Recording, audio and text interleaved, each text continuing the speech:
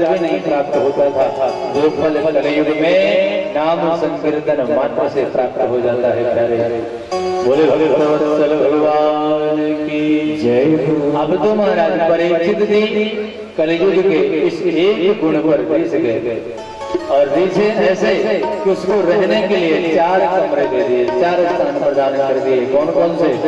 द्यूतम पानम स्त्रिय सूनम सूनम यज्रा धर्मस्य दुर्विधा। जहाँ पर द्यूत क्रीड़ा होती हो, जहाँ पर मद्यपान होता हो, जहाँ पर झूठ बोला जाता हो, जहाँ पर घर बना हो, वैश्यालयों में स्थान दे दिए परीक्षित जी कलयुग को। कलयुग हाथ जोड़ लिया, महाराज आप 4 कमरे प्रदान किए, लेकिन 4 कमरे गंदे हैं।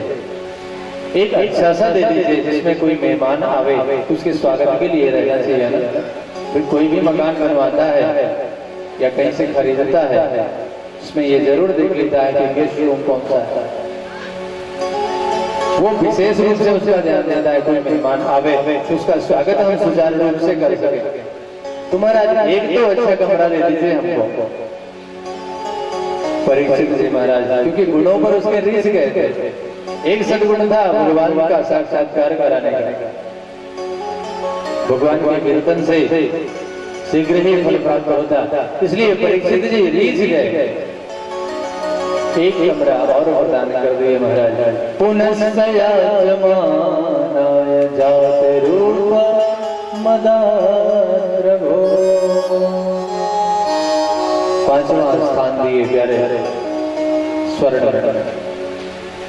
किसी ने प्रश्न कर लिया महाराज ये बताइए कि भगवान तो कहते हैं कि धातु नाम कंचन, धातुओं में मैं सोना हूँ। सोना भगवान नारायण का स्वरूप है, इसलिए कहते हैं कि स्वर्ण दान विशेष दान होता है, महादान होता है। किसी भी कार्य में स्वर्ण दान करना अति आवश्यक होता है। कोई भी धर्म कार्य हो,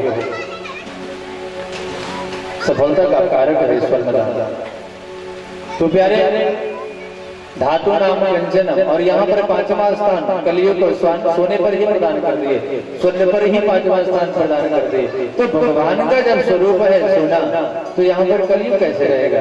तो गुरुदेव भगवान बतलाते हैं कि जो सत्कर्म से कमाया गया धन है, उससे जो बनाया गया स्वर्ण है, वो भगवान नारायण का स्वरूप है।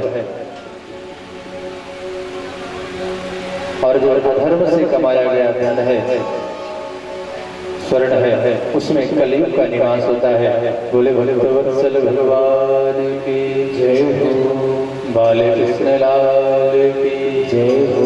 एक दिन सरकार का समय गुजरता गया। एक दिन परीक्षित जी महाराज शिकार करने के लिए निकले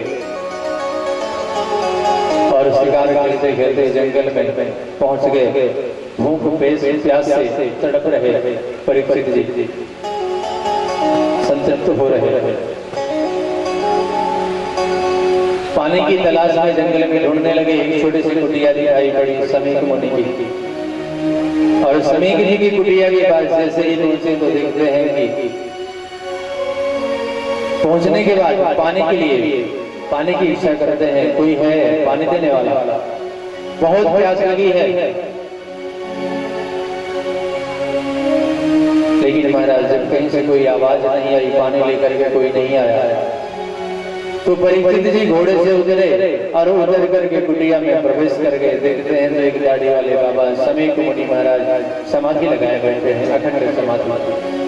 तो विचार आया परीक्षित जी के मन में, विचार आया कि मृषा समाधि मन में सोचने लगे परीक्षित जी, देखो देखो ये कितना कामचोर है, पानी ना पिलाना पड़े, राजा की सेवा ना करनी पड़े, देखो कैसे समाधि लगा करके बैठ गए, झूठ फूट की समाधि। सरकार समीक जी की दाढ़ी पकड़ के हिलाए, लेकिन फिर भी उनकी समाधि नहीं टूटी। तो क्रोधित हो गए परीक्षित जी, और ऐसे क्रोधित हुए कि मरा हुआ सर्प उनके गले में लटका दिया, पहना दिया उनके गले में, और पहना करके घोड़े पर सवार हुए और अपने राज्य की तरफ प्रस्थान करके। इधर किसी शिष्य ने आकर के ब्रह्मा समीक पुत्र से आकर के बताया परीक्षित जी महाराज सखा बताया कि तुम्हारे पिता के गले में, गुरुदेव के गले में मरा हुआ सर्प लटका दिया किसी ने। अब तो महाराज ऋषि कुमार के क्रोध का पारावार नहीं रहा।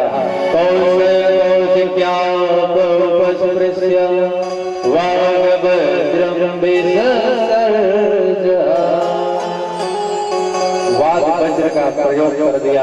हाँ, कौशिकी नदी के तट पर क्रीड़ा कर रहे ब्राह्मण ऋषि कुमार ने हाथ में जल लिया और जल लेकर के श्राप दे दिया। लंघित मर्यादा सप्तमे हनि। जिसने भी ये अमर्यादित कार्य किया है आज के 7वें दिन, यही सर्प तक्षक बन करके उसकी मृत्यु का कारण बनेगा। मृत्यु होगी आज के 7वें दिन, तक्षक से उसकी मृत्यु होगी, तक्षक के डसने से। अब तो महाराज श्राप दे करके ऋषि कुमार आए समीप मुनि के पास और मुक्त कठोर विरोधाहा जोर जोर से रुदन करने लगे। गले से सर्प उतारा, रुदन करते हुए जैसे ही समीप मुनि ने सुना, समीप मुनि की समाधि टूटी और सरकार अपने पुत्र को अपने अंक में भर लिया और कान रुदन करने का, बेटा क्यों रो रहे हो? ऋषि कुमार ने सारी कथा बतलाई। आंख बंद करके समीप मुनि जब देखे तो पता चला वो कोई और नहीं, महाराज परीक्षित है। समीप मुनि चिंतित हो गए, दुखित हो गए। पुत्र से कहने लगे, अरे बेटा तूने ये क्या कर दिया? परीक्षित जैसा धर्मध्वजी राजा अब धरती पर नहीं आएगा। ऐसा राजा धरती पर आना बहुत मुश्किल है, असंभव है। संतों की तरह सेवा करता था, आपने उसको श्राप दे दिया। इधर महाराज परीक्षित जी जब आए, अपने राज्य में अपने कक्ष में गए, मुकुट उतार के रखे, वो भान हुआ।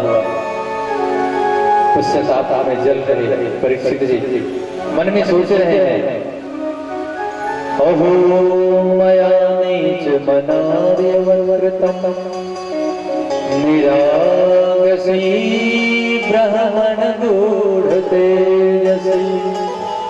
अरे मेरे जैसा अभागा, मेरे जैसा दुर्भाग्यशाली कौन है? मेरे जैसा पातकी कौन है जिसके हाथों से एक ऋषि का अपमान हो गया, एक ब्राह्मण का अपमान हो गया, एक संत का अपमान हो गया।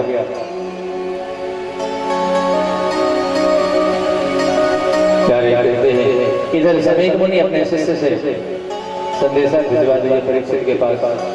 संदेशा भिजवाए कि जाकर के परीक्षित को बता दो उनके पास 7 दिन है, 7 दिन के पश्चात तक्षक के द्वारा उनकी मृत्यु हो जाएगी। इसलिए अपने मुक्ति का कोई रास्ता ढूंढने, कोई मार्ग प्रशस्त कर ले। परीक्षित जी को जब संदेशा मिला तो परीक्षित जी ने कहा, मुझे तो एक पल नहीं जीना चाहिए। फिर भी कितने उदार हैं संत, संतों में कितनी उदारता है, कितने कृपालु हैं संत। हमें 7 दिन प्रदान किए हैं मोक्ष के लिए, मुक्ति के लिए। 7 दिन तो हमारे लिए बहुत है, धन्य है संत। मन ही मन संतों को प्रणाम किया और उसके पश्चात जाकर के राज्य को छोड़ दिए, छोड़ करके जाकर के नदी के तट पर बैठे। तमाम वैष्णव संत राज्य के पधारे, जिसने भी सुना सभी परीक्षित के पास आए।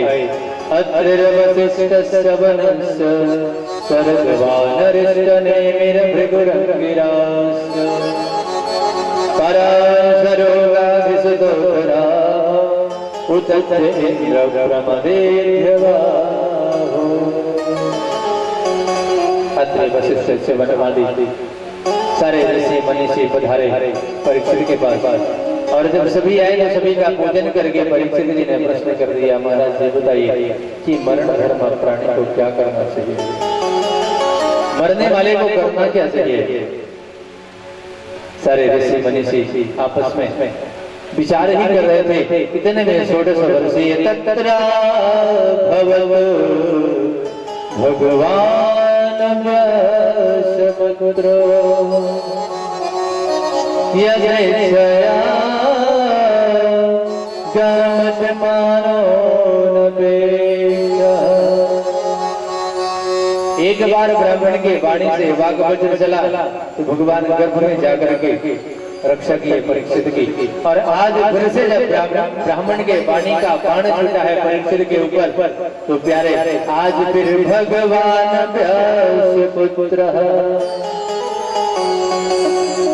भगवान सुखदेव जी, सिर्फ सुखदेव नहीं कहा गुरुदेव भगवान ने, भगवान सुखदेव मानो भगवान नारायण ही सुखदेव स्वरूप में आकर के परीक्षित को मुक्ति के लिए आ रहे हैं, मुक्ति प्रदान करने के लिए आ रहे हैं। और स्वरूप कैसा है? 16 वर्षीय सुखदेव भगवान छोटे से दिगंबर वेश, स्त्री पुरुष में इन्हें फर्क नहीं है। अलग लिंगो निज लाभ तुष्टो मृत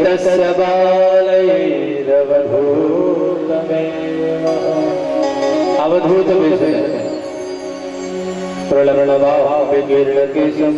घने घने बाल, लंबे लंबे गुलाले बाल, लंबी लंबी भुजाएं, दिव्य स्वरूप मुख पर करुण सूर्य की किरणों की भांति दिव्य तेज से दिव्यमान हो रहा है। सुंदर स्वरूप जैसे ही ऋषियों ने देखा,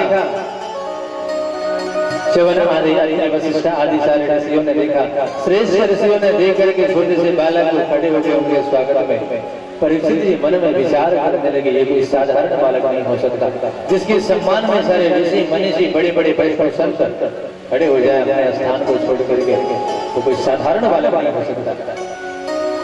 तो प्यारे कहते हैं परीक्षित जी महाराज तुरंत जाकर के चरण बंदन किए सुखदेव भगवान का और संसर पूजन किए। पूजन करने के पश्चात तुरंत प्रश्न कर दिए, महाराज जी बताइए कि वर्ण धर्म प्राणी का कर्तव्य क्या है और कर्तव्य क्या है? बोले भक्तवत्सल भगवान की बाल कृष्ण लाल की जय हो। इसी के साथ भागवत जी का प्रथम स्कंद भगवान श्री कृष्ण के श्री चरणों में समर्पित। बोले भक्तवत्सल भगवान की जय हो। सुखदेव भगवान बड़े प्रसन्न हुए परीक्षित के प्रश्न को सुन करके। सुखदेव भगवान कहते हैं वरीयाने सते प्रसन्नः कृतो लोकहितो नृपा आत्मवे सम्मतः पुंसां श्रोतव्यतिशयः परः वरीयाने सते प्रसन्नः। राजन तुम्हारा प्रश्न सर्वश्रेष्ठ है और जगत के कल्याण के लिए है, जगत का कल्याण करने वाला प्रश्न है, बहुत सुंदर प्रश्न है। देखिए सुखदेव भगवान के मुख से पहला अक्षर निकला वरीयाने सते प्रसन्नः। वाह वाह है ब्रह्म का बीज मंत्र है वाह। और सुखदेव भगवान स्वयं ब्रह्मराट है। प्यारे गुरुदेव भगवान बतलाते हैं, देखिए जो पेट में खाया होगा, आप अगर घर से प्याज खा के आए हो तो डकार जितनी बार आएगी मुख में प्याज की दुर्गंध अवश्य आ जाएगी, मुख में उसका स्वाद रहेगा जरूर, उसकी महक उसकी सुगंध दुर्गंध रहेगा जरूर। तो सुखदेव भगवान है ब्रह्मराट और इनके मुख से पहला अक्षर निकल रहा है वाह। वरीयाने सते प्रसन्नः। गुरुदेव भगवान बताते हैं प्रश्न की हमारा देवदेव की भगवान के श्री चरणों में मन लगाएं कैसे?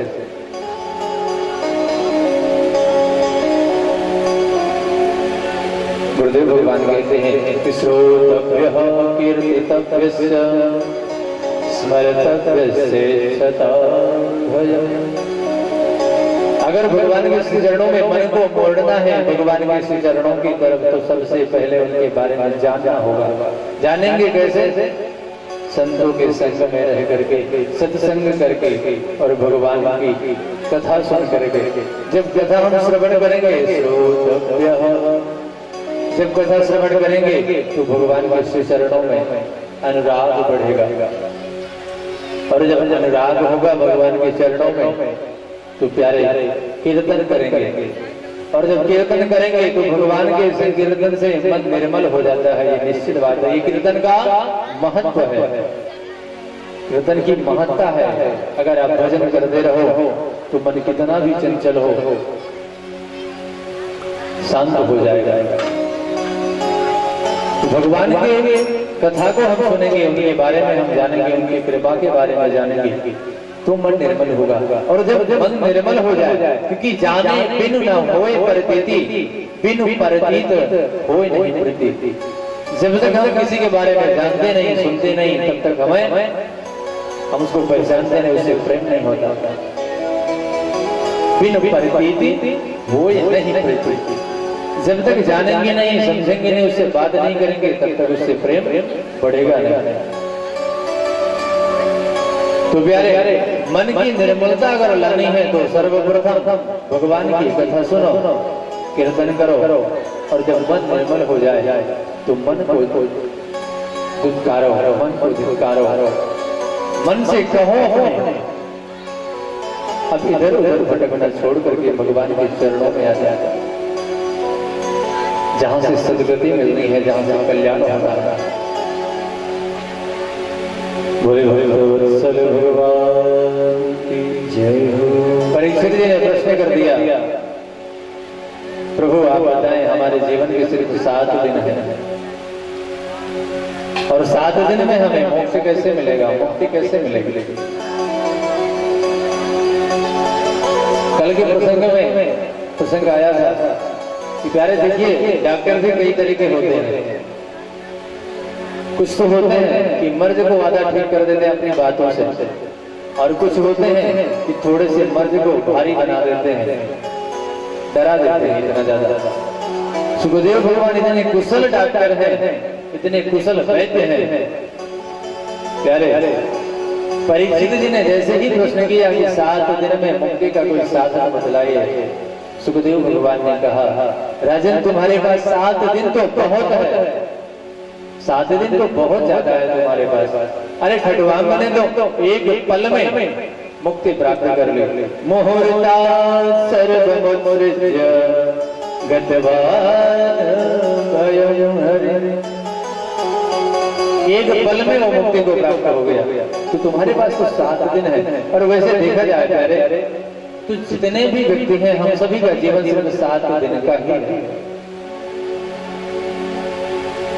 अगर ध्यान दें, चिंतन करें कभी तो 7 दिन में ही जन्म है, और 7 दिन में ही मृत्यु को प्राप्त होना है। सोमवार से लेकर के रविवार, इन्हीं 7 दिनों में जन्म भी होता है, और इन्हीं 7 दिनों में मृत्यु भी होती है। जब मृत्यु होती है तो कोई अलग से दिन नहीं आ जाता, यही 7 दिन होते हैं, और यही हमारे जीवन में 7 दिन प्रमुख हैं। 7 दिनों में अगर कोई मुक्ति का साधन कर ले तो मुक्ति प्राप्त हो जाएगा, और कोई पाप ताप में ही लिप्त रहा, पाप कर्म में ही लिप्त रहा, तो प्यारे नरकगामी होगा। तो 7 दिन है हमारे जीवन के, प्रत्येक व्यक्ति के, प्रत्येक प्राणी के जीवन के सिर्फ 7 दिन है। 7 दिन में अगर कोई मुक्ति का साधन कर ले तो जीव का कल्याण हो जाएगा, और मुक्ति का साधन मिलेगा कहां से? प्यारे मुक्ति का साधन मिलेगा तो सिर्फ संतों से, क्योंकि संत ही वो स्वरूप है, वो माध्यम है जो भगवान तक ले जाता है।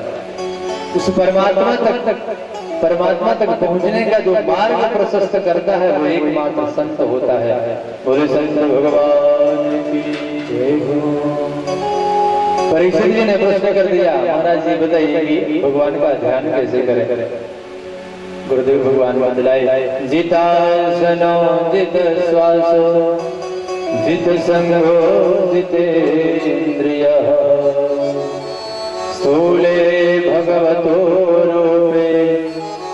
मनः संधारये धिया। सर्वप्रथम राजा आसन को जीतो, एक आसन पर बैठो, आसन वही लगाओ जिसमें तुम्हें सुख मिले। ये जरूरी नहीं है कि आप एक पैर पर खड़े ही रहो तभी भगवान मिलेंगे, ऐसा नहीं। शरीर को भी कष्ट न हो, मन आपका विचलित न हो, ध्यान आपका केंद्रित रहे एक स्थान पर, आसन वही हो, चाहे वह पद्मासन हो चाहे वह सुखासन। तो सर्वप्रथम आसन को जीतो, जितासनो जित श्वासो, श्वास को जीतो प्राणायाम के द्वारा। कुंभक रेचक पूरक आदि के द्वारा श्वास को जीतो।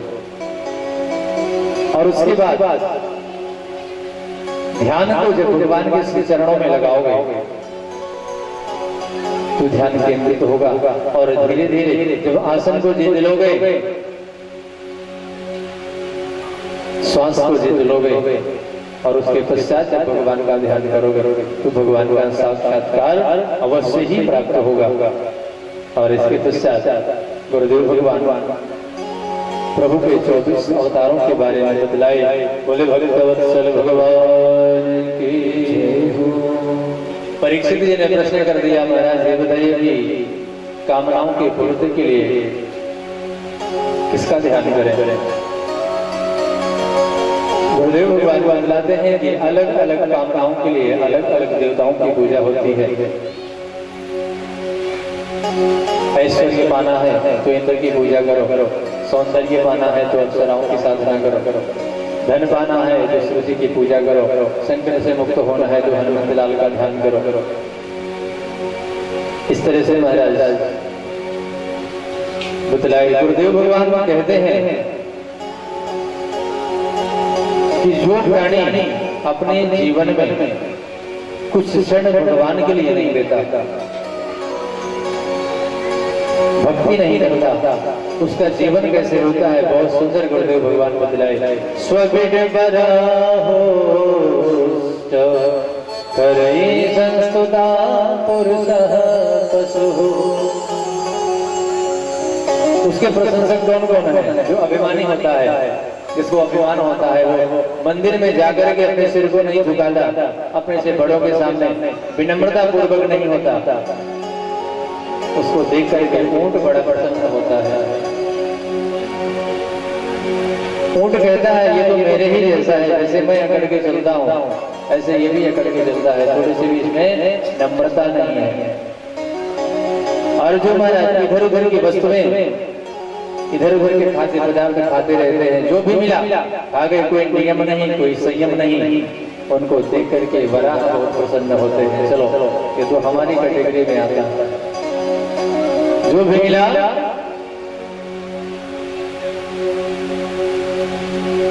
भर लेना है पेट में, कोई नियम नहीं कोई संयम नहीं।